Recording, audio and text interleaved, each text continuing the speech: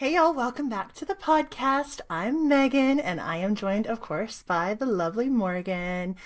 Hi, welcome. How are you, Morgan? I'm good. How are you doing? I'm good, thank you. Welcome to everybody listening in as well. We're so glad y'all are here.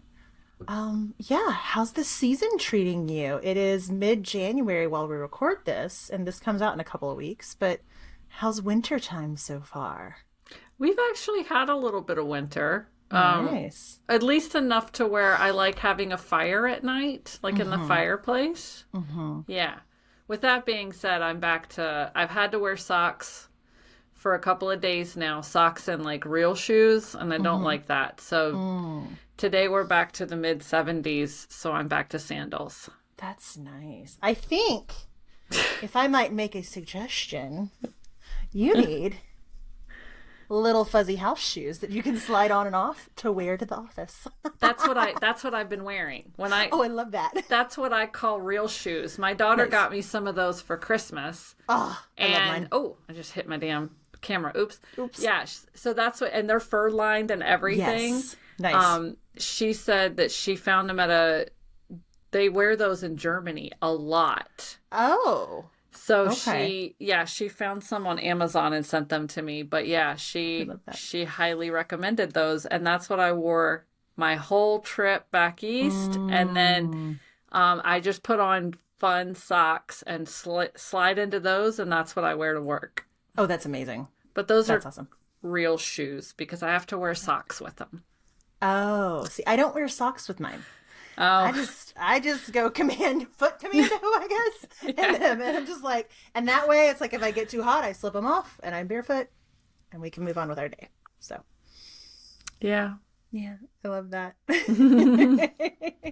We've actually had a bit of winter vibes here as well. We're like in the 50s right now and it's chilly. And I know y'all do too. Like we get these big winds that just Yeah. come through and I swear I had a wind come around the corner the other day while I was out walking Trudy and it's like it stole my breath. It was just like so hard and fast. Yep. It was No, we crazy. get those too. Yeah. Yeah. Yeah. Well, today we're talking about the returning of the light. We're talking about Imbolc and kind of that midwinter point, I guess unofficially midwinter point, where like we get back to longer days, warmer days, like the flowers are starting to just barely peek up above the snow. At least for us here, that's actually when we start getting little buds on the trees for those earlier bloomers. And it's the celebration of the goddess Brigid, who I know is one of your matron goddesses. Yes. I love that. So I'm gonna let you jump in here and take the lead because you teach on this, you work with Brigid, like you start feeling the fires of Imbolc like mid-December. I So do. yeah, yeah. Yeah, Brigid. It took me a few years to realize that Brigid was one of my matron goddesses, and I happened to be. I think it's when I still lived in England, and I remember it was like January at some point, and I was just like, like buzzing all over Mm-hmm. the place, and a friend of mine was just like, do you normally get this motivated this time of year? And I was like, oh yeah, like starting like mid to late December, like, and I keep going through about March into April. And they were like, have you ever looked at Brigid before? And I was like, no, who's that? And they're like, yeah, she's the Celtic goddess. She's a Celtic fire goddess of inspiration, motivation, smithcraft, crafting in general, poetry, healing. Oh, she's got all kinds of stuff. And they were like, her time of year is in bulk. And if you get super motivated, like overly motivated around that time of year, you should look into that. And like the minute that I started researching her, it was like the heavens opened up and birds sang. And oh, yeah, it even looked like my camera just got lighter. It Like, did. that's what happened. I was like, Yeah. oh, okay. So yeah, I do refer to it as Bridget starts kicking me in my ass about mid-December, and I it's love just that. an absolute flood of ideas. That's the first part of it. It's just a flood of ideas while we're still in the depths of winter. Yeah. And then as we move towards Imbolc, which is February 1st. So a lot of calendars and stuff say that it's February 2nd, but technically it starts at sundown on February 1st and goes to sundown on February 2nd. So it is like one of those pagan-y party all night kind of things. I love that. I love that. Yeah. So yeah, it's also called Candlemas, or I don't know how they pronounce that, but that was one of the things that when the church came along and was like, oh, you all really like Brigid. Okay, we'll make her Saint Brigid, and we have Candlemas. You can celebrate her then. Right. It's the same thing. Yeah. So, yeah. And it's that fire too. Yeah. That fire element. Yeah. Yeah. Yeah. So. And from what I understand, like our ancient ancestors would light fires or candles and whatnot at sundown on the 1st, and those would burn all night long, right? Yeah, to represent the return of the sun and return of the light and all of it, which I know that's what Yule is the longest night of the year. So like the next day things start getting, the sun starts increasing, but it really doesn't. I know they say that. And if you look at the sunrise and sunset times, I see a difference by like a minute or two every day, but I swear to God, we are still pitch black at like 6:30, almost 7 in the morning. We're still pitch black here in Tucson. Oh yeah. Yeah. Yeah. I was up a little earlier than I usually get up this morning. I was up at like 6 and it was still pitch black, and Trudy and I were snuggling in the chair this morning. I was reading and stuff, and it didn't get light until like 7:15, 7:30 this morning. And then it's going to get dark at like 5:30. Yeah. So I don't believe, I mean, I know that technically it does but I think it's after February 1st that we really truly start to see earlier mornings and later evenings. Yeah, for sure. Well, and it's like there's this point too in the autumn where it's like suddenly, and it's a little bit after the autumnal solstice? Equinox. Yeah. And it's a little bit after that, but it's like suddenly it's like, oh my God, it's so dark. And it's not like daylight savings time. Don't get me wrong. Because there's that whole thing. But I think Imbolc is around that time that it's like suddenly we start noticing that the days are longer. Yeah. Yeah. I found something really interesting that I want to share. This is from the book Sabbats, A Witch's Approach to Living the Old Ways. And this is by Aidan McCoy. It's just a beautiful book. But I like to refer to this from time to time. And I did not realize that Imbolc was something that, like, the Romans kind of had their version, the Greeks kind of had their version, the Norse kind of had their version. I'm like, okay, I learned something new. But there's a fun game that the Romans would play at Imbolc. And it's mentioned in an 8th century Irish manuscript called the Book of Lismore. And I love this. I thought this was cool and symbolic. So it's the board featured a crone and a dragon at one end, and a maiden and a lamb at the other. And lambs are one of those symbols of Imbolc, right?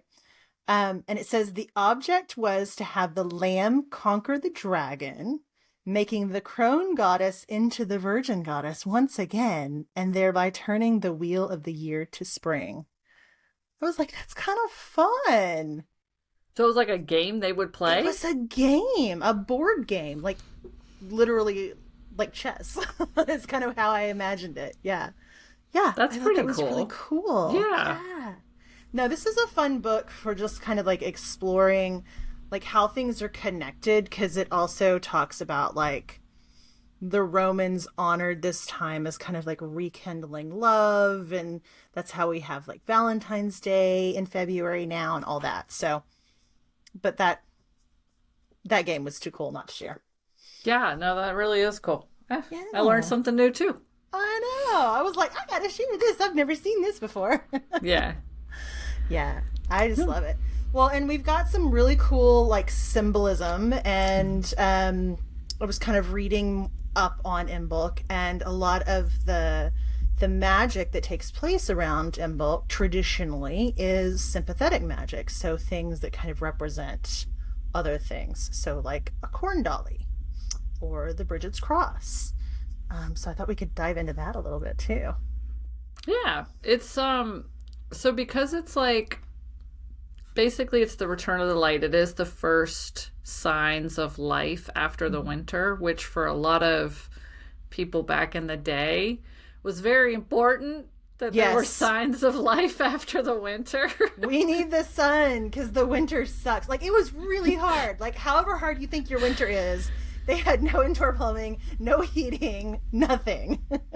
And basically whatever food they were able to gather and preserve however they could, that was what they were eating during the winter. Yeah. Yeah. So a lot of people didn't survive the winters back then. And just, this is a complete and utter tangent. It's just really fun to throw in here. Colin and I have been playing Oregon Trail. Nice. Like old school. They released it, I guess, last year or 2024 on the PlayStation. No, I didn't realize that. Yeah, it's so much fun until like you have this little counter at the top of your thing that says it counts down till winter starts. Oh, and shit. you're like, all right, whatever. Yeah, we'll just get more pelts and we'll just make sure we have tons of food. And it's fine. We were literally 2 stops away from Oregon when winter started. We got out of the town, winter started, and all 4 of our guys died right then and there. Oh, shit. So Damn. we found out the hard way that you Yeah. have to get to Oregon before that counter hits 0. Okay, good to know. Because they don't mess around. They're like, no, you're dying now. And I'm like, oh, man, but we had pelts. We had medicine. We had Yeah. food. They were Yeah. like, nope, nope. Instant cold frostbite, dead. And you're like, Yeah.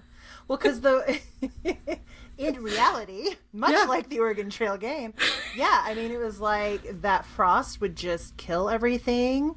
Like if you had livestock, any water they had to drink, like, I mean, I know like in modern era, there's people that still have to go out and like break the ice off of the top of the trough so the animals can drink. But then it was like, if your goats or cows died, you were done. So, yeah. So that's why honoring a lot of the symbols of Imbolc have to do with that premise of okay, what do we have available to give thanks? And so like the foods and stuff it's bread and dairy. yeah. Bread, dairy, and meat, because you probably were able to save enough wheat to grind into flour and stuff like that. So you probably had bread. If your livestock stayed alive, then you would have had things like milk to turn into cheese or butter or whatever. And then if the livestock weren't doing so well, you would have been able to slaughter them to, eat. So, a lot of Sabbath correspondences with food are like, oh, fresh this and fresh that. And for Imbolc, it's like, nope, bread, That's what you got. milk, butter, and maybe some meat. That's it. Yeah. Well, and the word Imbolc means in certain Celtic languages, ewe's milk, right? So it was when the pregnant ewes, the female sheep, would start lactating. Yes. So like that might be the first time you have milk in several months too, if you weren't able to store it. Yes. I mean, I'm sure there were a lot of people that could store it because, especially in a cold environment, like you bury things and whatnot, but you might not. Yeah. And it might just be like, this is it. So, yeah.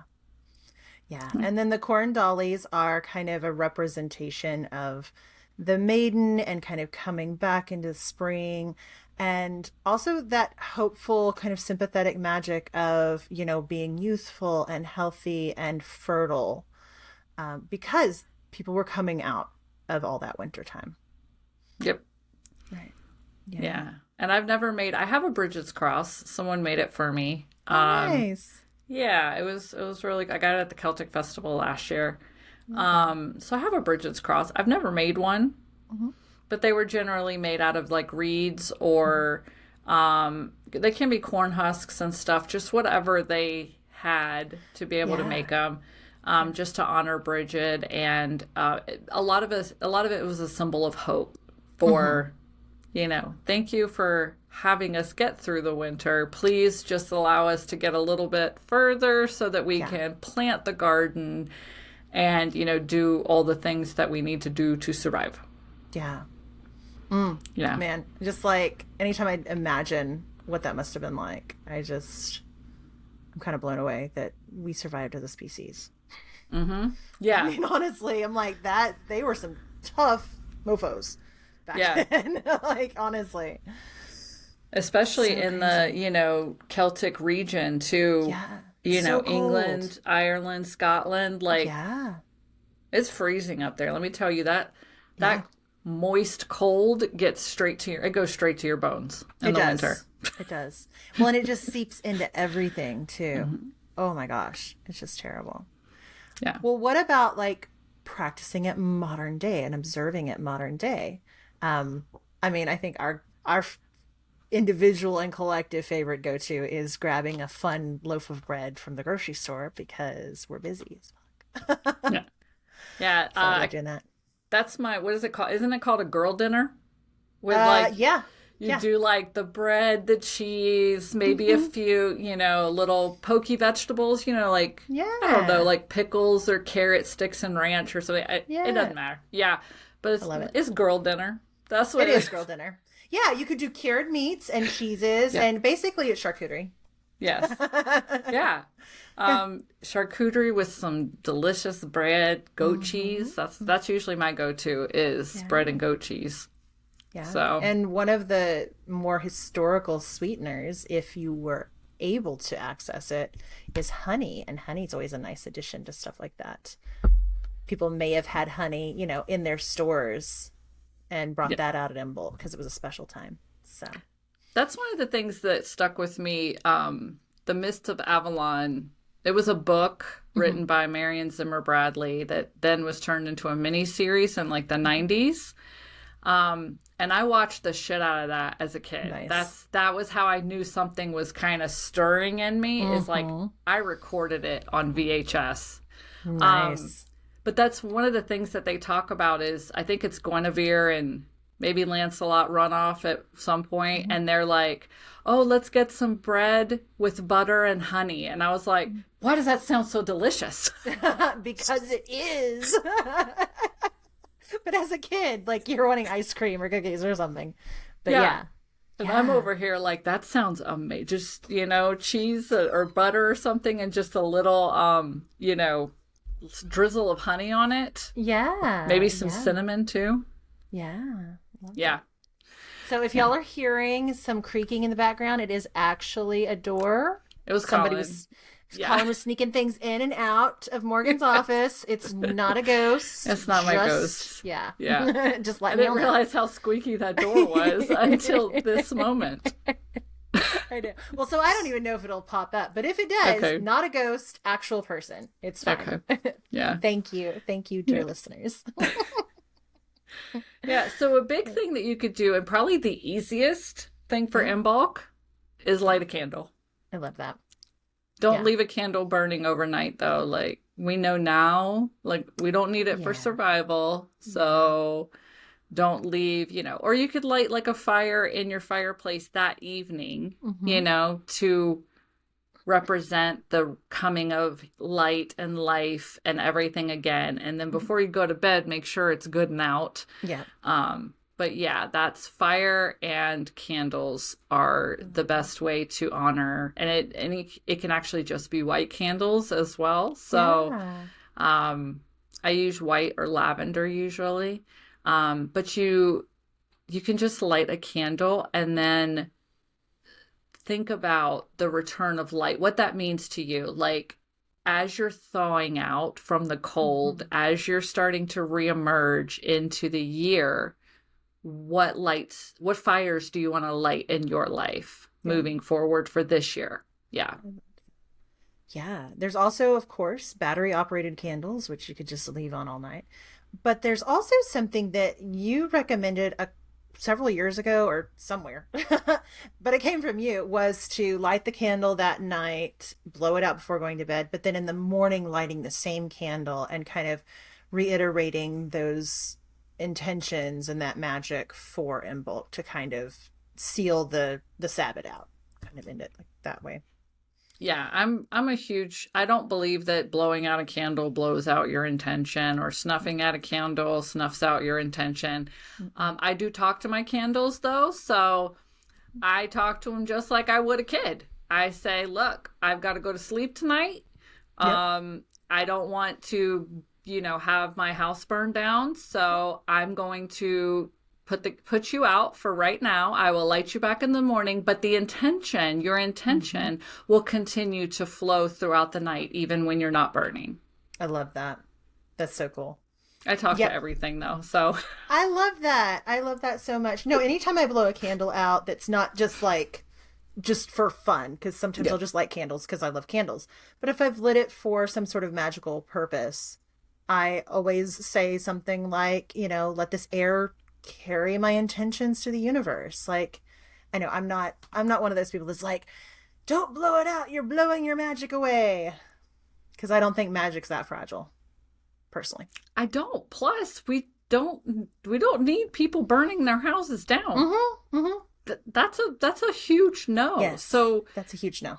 like honestly, if I don't know where that started either, Yeah. but if you really think about it, I'm about to flip the script on this one. Like what place of lack was that person or those people coming from to say, "Oh, burning your candle out means your spell won't work"? Like Yeah. no, is that what you told yourself because your spells don't work? Because that's not true. I mean, most of the time, if I'm being completely honest, and I'm going to use my little world market candle to demonstrate because it's got a lid.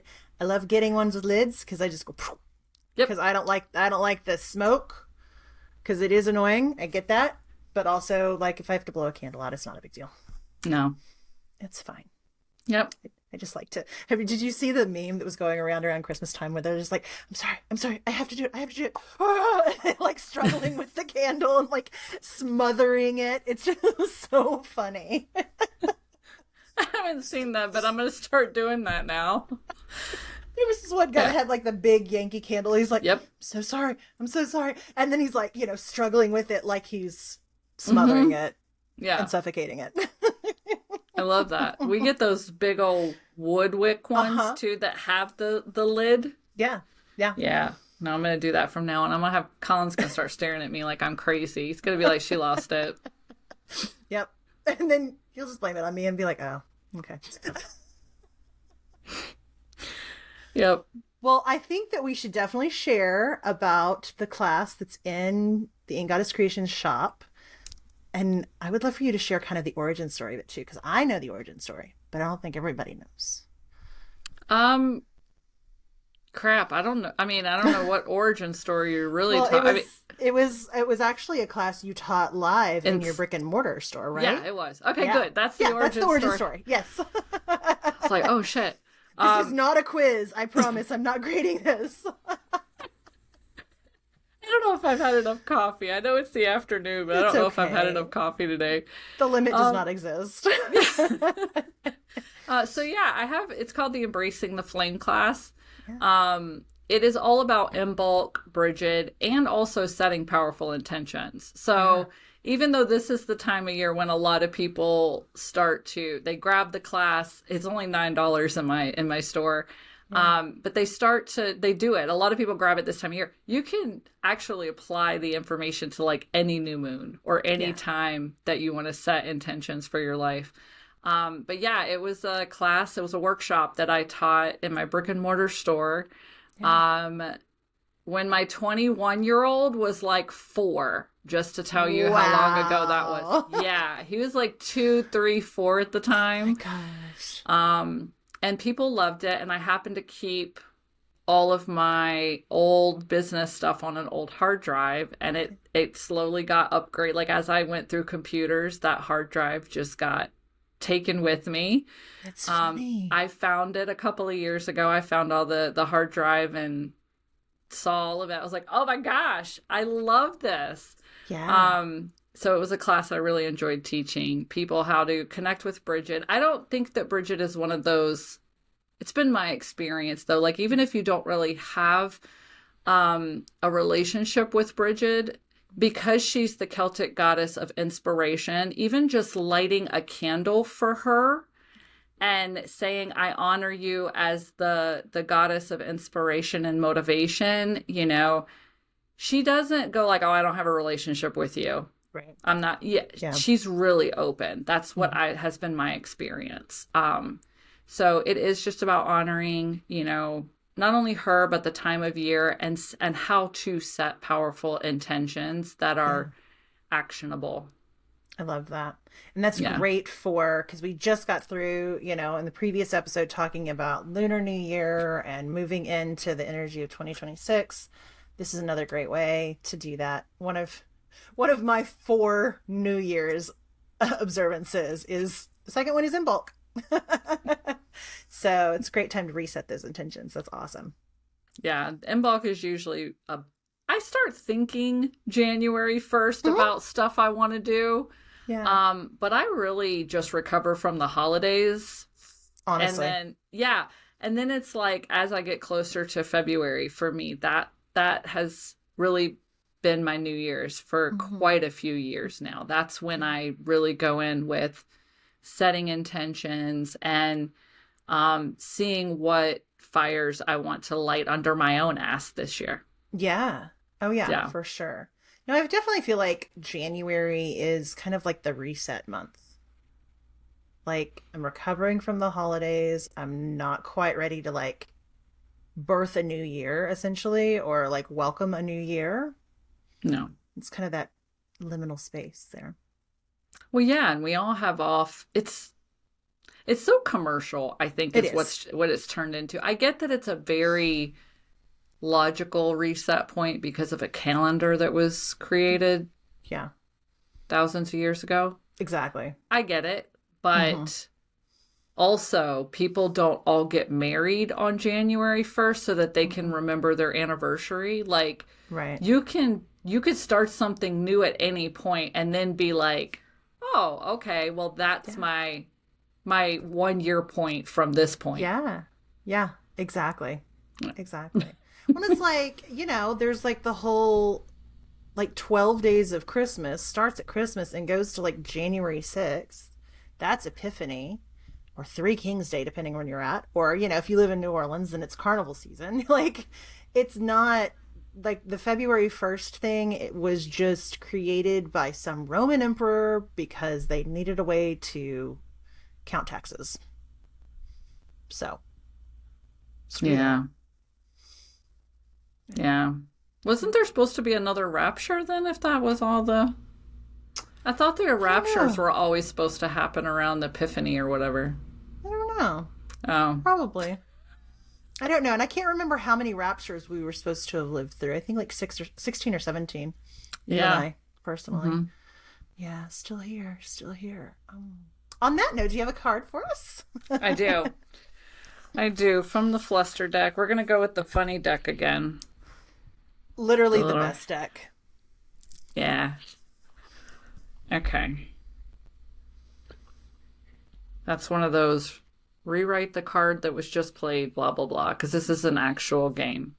Yeah. Okay.